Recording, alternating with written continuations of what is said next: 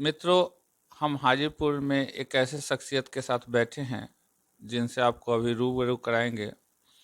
उनका नाम कृष्ण कुमार बुमरा है और ये परिचय के मोहताज नहीं है, प्रसिद्ध व्यवसायी हैं।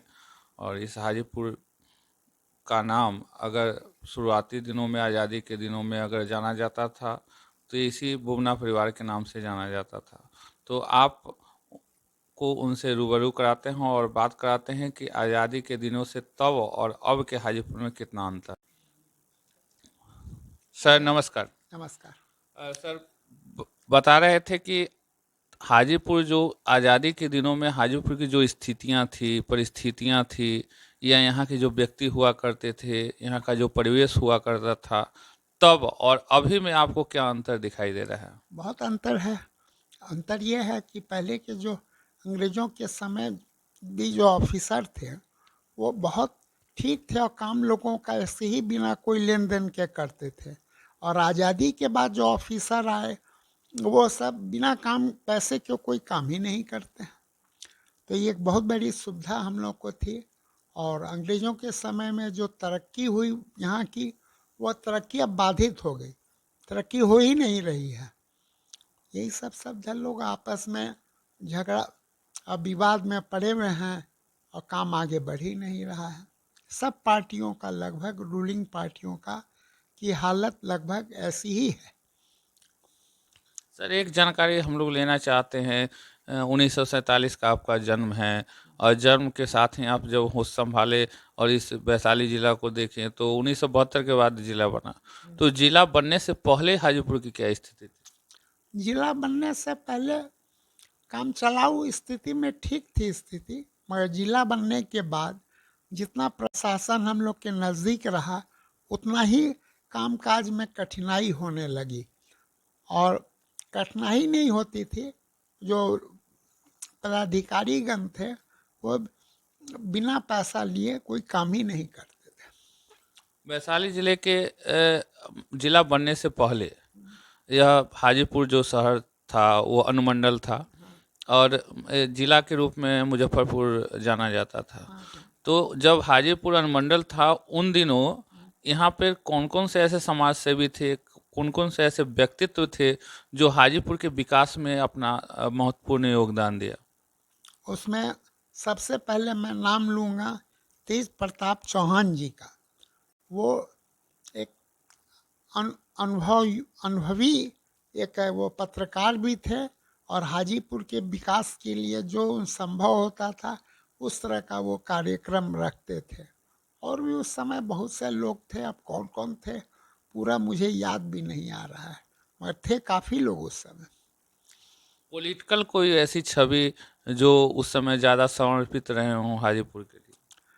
उस समय तो राजेश्वर पटेल जी, आपको बिरचंदर पटेल जी, दीप नारायण सिंह जी, आपको ये बिंदेश्वर पाठक जी, ये सब लोग थे उस समय जो हाजीपुर को पूरा संभाले हुए थे, एक तरह से कहिए तो।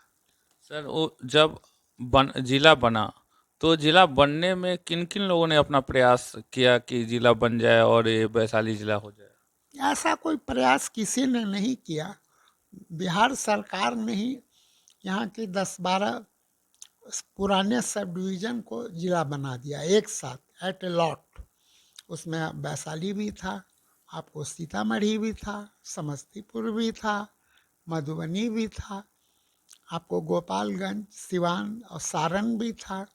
मोतिहारी में पूर्व मोतिहारी या दक्षिण ये पश्चिम मोतिहारी कर 2 जिले बने, वो भी थे। बहुत सारी जिलाओं को एक साथ एक सिंगल नोटिफिकेशन में अपनी नीतिगत इस सरकार को फैसला लेना पड़ा। उस समय हाजीपुर को जिला बनाने का भी फैसला उसी में सीमित था। सर वैशाली के जो है ना वो की ऐतिहासिकता जो है इतनी प्रसिद्धि है इसकी।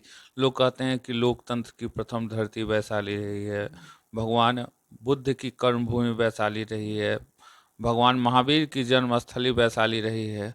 तो वैशाली आखिर इतना महत्वपूर्ण रही है, आम्रपाली के रूप में भी वैशाली जानी जाती है। तो वैशाली के संदर्भ में जो विस्तार अंतर्राष्ट्रीय स्तर पे वैशाली का होना चाहिए, क्या वो हो पाया? नहीं हो पाया, नहीं हो पाया। कुछ जो है महात्मा बुद्ध के जो भक्त हुआ करते थे, उनमें से कुछ विदेशी भी थे, उन लोगों के कारण वहाँ एक स्तूप बना, शांति स्तूप, जो आज भी बना हुआ है। इसके अलावा बहुत से स्मारक वहाँ बने हैं जो इन्हीं विदेशियों के कारण बने हैं।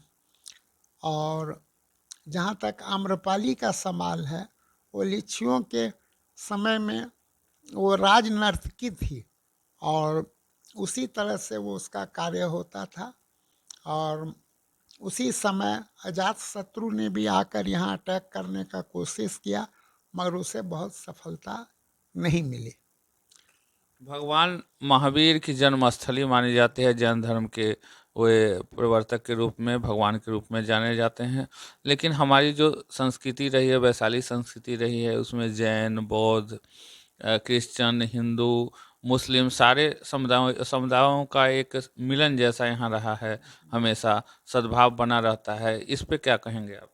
यहाँ सद्भाव बना रहता है, यहाँ के बासिंदा रहने वाले लोग शांति प्रिय होते हैं, इसलिए उनको कोई भी ये सब करने में कोई कठिनाई नहीं होती है।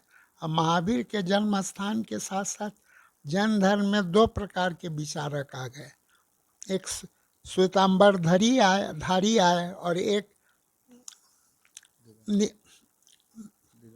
दिगंबर आए। तो उस तरह से उन लोग का पहरावा हो गया, बात विचार हो गया।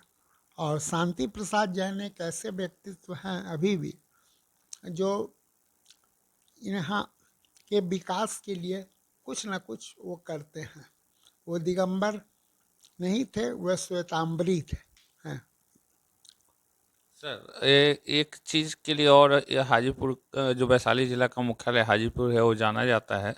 लोग कहते हैं कौन हारा। तो आप जो ऐतिहासिक किंवदंतियां हैं कि कौन हारा, जिसमें बताया जाता है कि भगवान विष्णु स्वयं दर्शन दिए थे यहाँ इस नारायणी के तट पे, तो उसके संदर्भ में जरा बताएंगे? हाँ, हम लोग के शास्त्रों में भी इसका वर्णन है कि वो एक बार गज और ग्रह की लड़ाई हुई नदी के अंदर, और 12 घंटे वो लड़ाई चलती रही। तब गजराज ने भगवान विष्णु को स्मरण किया और वहाँ से वे द्वारकाधीश के रूप में शंख चक्र गदा पद्म लिए हुए पधारे। उन्होंने चक्र चलाकर ग्रह ग्रह ग्रह का वध किया। तो उस दिन से इस स्थान का नाम कोन्हारा घाट हुआ। क्योंकि आते ही उन्होंने पूछा कौन हारा, तो हारने में का तो सवाल ही नहीं था। वो ग्रह था, वही कष्ट में था, उसी का भगवान ने उद्धार किया।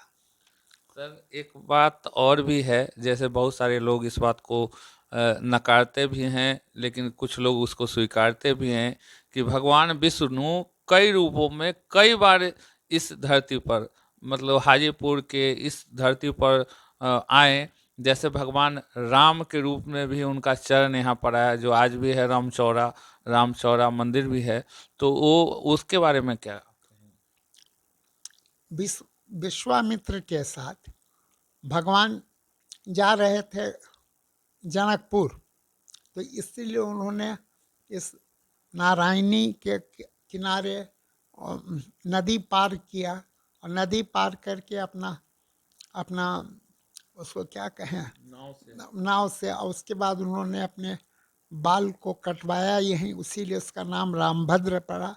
और यहाँ से वे विश्वामित्र और लक्ष्मण जी के साथ जनकपुर चले गए। एक बात और भी है कि कुछ रामायण के कुछ दूसरे रामायणों में ऐसी चर्चा है कि भगवान राम अपने भाइयों के साथ जनकपुर जा रहे थे, तो वह हाजीपुर होते हुए कई गांव यहाँ वैशाली जिले में, भरत के नाम से भरतपुर है, राम के नाम से रामपुर है, ऐसे ही उनके पांचों भाइयों के नाम से यहाँ गांव का नाम है, नामाकरण है। और वो उसी रास्ते से, ऐसे मानता है, लोग कहते हैं कि उसी रास्ते से होते हुए वो बरैला पहुँचे थे, जो आज बरैला चौर है। तो वहाँ लोग लोग वहाँ गांव के लोगों ने बताया कि बर आए, उसी को अपभ्रंशित रूप में बरेला बोला जाता है। ऐसी ऐसी धारणाएं हैं लोगों की, क्या इसके संदर्भ में बताएंगे? हाँ, तो जो धारणाएं हैं वो तो कोई उसका कोई ऐतिहासिक प्रमाण पत्र तो कहीं है नहीं, वो बस लोगों की धारणाओं पर वो चल रहा है। तो जो चीज़ें प्रचलन में आ जाती है, लोग बोलने लगते हैं, व्यवहारिक रूप से जो समाज में लागू हो जाता है, लोग कहने लगते हैं, अंतोगत्ता उसी को लोग मानते हैं। लेकिन लेकिन सत्यता ये होती है कि जब तक सरकार उसको किसी चीज़ को ऑथेंटिक नहीं, तब तक नहीं मानती है जब तक उसका प्रमाणित कुछ नहीं मिलता है। तो इसका प्रमाणित क्या मिलेगा? वो कुछ गाँवों का नाम मिल सकता है, जो जगह जगह पर लोग गांव का नाम बदल दिए उनके नाम पर, तो वो मिल सकता है। इसके अलावा और लिखित प्रामाणिकता तो कुछ मिलेगी नहीं। क्या मिलेगी? कुछ नहीं। अब एक वैशाली के संदर्भ में सर एक चीज़ और बताएंगे कि ये हाजीपुर जो तब था जब हम लोग बचपन में देखा करते थे, चूँकि हम भी वैशाली के निवासी हैं, और वैशाली की धरती से कई बड़ा नाम, जैसे आज तक में श्वेता सिंह हैं, इसी वैशाली महुआ की बेटी हैं। तो उन्होंने आज पत्रकारिता के क्षेत्र में अपना एक इतिहास रचा है, लोगों के बीच है। पद्म भूषण आपके बिंदेश्वरी पाठक जी हैं, उसी वो भी इसी वैशाली की धरती से हैं। उन्होंने भी राष्ट्रीय अंतर्राष्ट्रीय स्तर पर अपना एक बहुत लोहा लोगों को मनवाया है विभिन्न कार्यों में। और आप स्वयं एक चर्चित ऐसे व्यवसायी रहे हैं स्थापित रूप से कि आपका स्नेह सबको मिलता रहा है, और आप भी सब लोगों को विभिन्न जगहों पे स्नेह देते रहे हैं, हम लोग को भी बचपन से देते रहे हैं।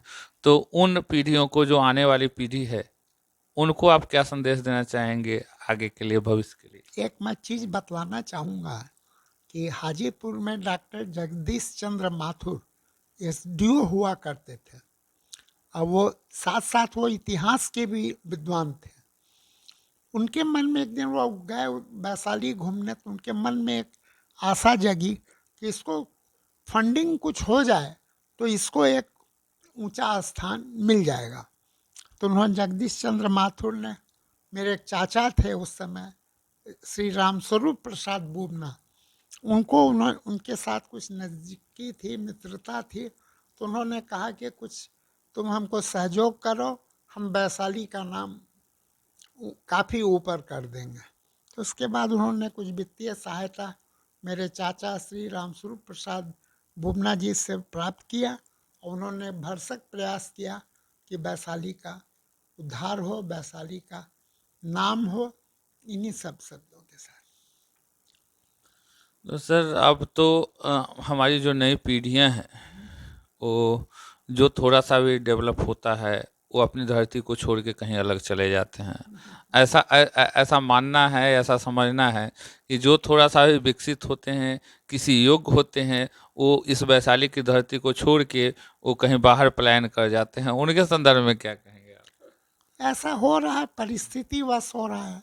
अब हाजीपुर में ही उधर गदाई सराय के नज़दीक रोड पर एक द्विवेदी जी करके थे, वो वो अमेरिका में वो जुड़ गए इससे, ये इसरो से, और वहाँ एक सफल वैज्ञानिक हुए, मगर वो इंडिया कभी नहीं आए। उन्होंने अमेरिका में अपनी नागरिकता स्वीकार कर ली, और वो वहीं रह के सब कर रहे हैं। हाँ, उनकी खबर छपी थी वैशाली स्मारिका में, कई बार हम लोगों ने वो किया था। और अब हम अब इनसे विदा लेते हैं, और फिर आपको अगली कड़ी में हाजीपुर की इतिहास के बारे में दूसरे व्यक्तित्व से बात कराएंगे।